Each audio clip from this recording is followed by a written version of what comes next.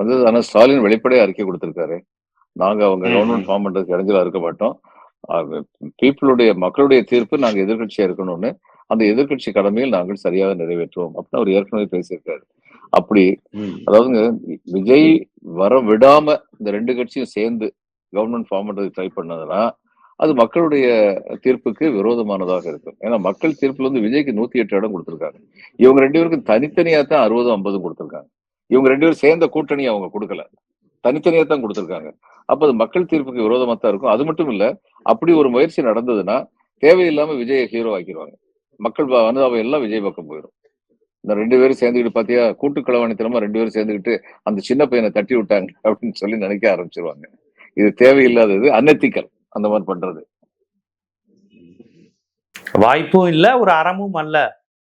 அறமும் இல்ல. ம். விஜய் கவர்மெண்ட் ஃபார்ம் பண்ணாரு. கவர்மெண்ட் நிலைச்சு நிக்கல. விழுந்துருச்சு.